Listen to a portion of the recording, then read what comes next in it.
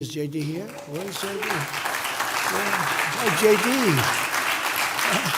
JD. He's lost weight. He got a little thinner, and I'm looking for a heavy set gentleman, and now I find a perfect looking specimen. He's doing a great job, and he's working on the deal, right? How's that moving? Is it okay? The big deal? You see it happening? So if it doesn't happen, I'm blaming JD Vance. If it does happen, I'm taking full credit. No, I think it'll be. I think it has to happen. I think they're desperate.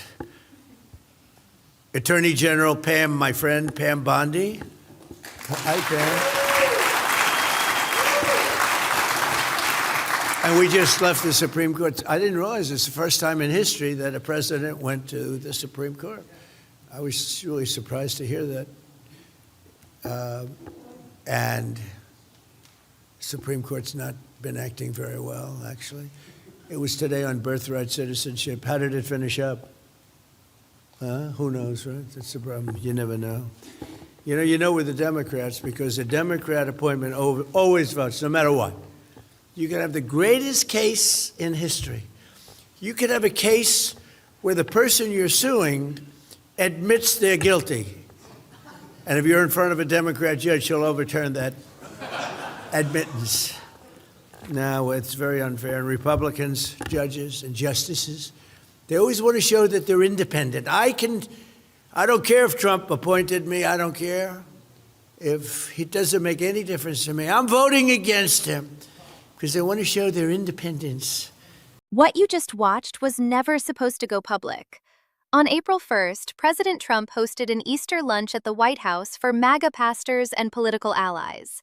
The White House accidentally uploaded the full recording to its YouTube page, then scrambled to delete it. Too late. Hours earlier, Trump became the first sitting president in American history to attend Supreme Court oral arguments. He sat in the public gallery while his Solicitor General tried to defend an executive order ending birthright citizenship, a guarantee rooted in the 14th Amendment for over 150 years. It did not go well. Justices from both sides hammered the administration's arguments. Chief Justice Roberts responded to the claim that the world had changed since the Civil War with 5 words. It's the same Constitution. Even Neil Gorsuch and Amy Coney Barrett, both Trump appointees, pushed back hard. So Trump returned to the White House and did what he does when he's losing. He attacked the referees. He called Republican judges and justices stupid people for daring to rule independently. He mocked the very concept of judicial independence, imitating judges saying, "I don't care if Trump appointed me." This is a president who views the federal judiciary as an extension of his own power, and any deviation from that as betrayal. Stupid people. But the Democrats, you can have the greatest case in history, and they'll be voting against you every single time. And then they get upset with you when you complain about it. I get admonished a little bit. There is no Republican judge, and there is no Democrat judge, a certain person says. And I say, you've lost all credibility when you say that. It's really pretty tough. So Pam and I were over there with some people, and we watched, and actually, nobody knew what the hell was going on. Simple subject. It's, look at the time. It was passed right at the end of the Civil War. It was for the babies of slaves. That's it. It wasn't for billionaire Chinese people who have 57 children that become American citizens. They didn't have that in mind. But, it's hard to explain that to some people. 2 things to fact check from what you just heard. Trump claimed the U.S. is the only country with birthright citizenship. Pew Research published data days before this speech showing 32 other countries have substantially similar laws: Canada, Mexico, Brazil, Argentina, Pakistan, and dozens more. He also claimed the 14th Amendment was only meant for the children of slaves. The text says all persons born in the United States. The Supreme Court settled this in 1898 in the Wong Kim Ark case, ruling that a child born in San Francisco to Chinese immigrants was an American citizen. That precedent has stood untouched for 128 years.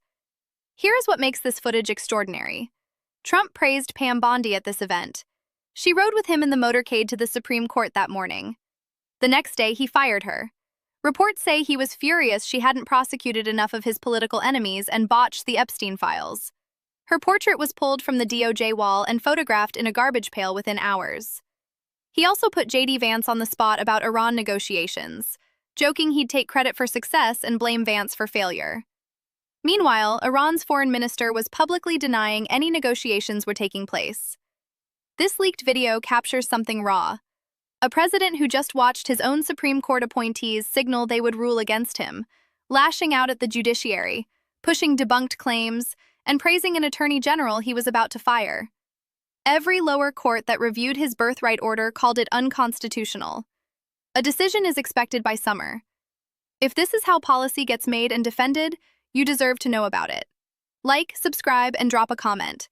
Stay informed, stay critical.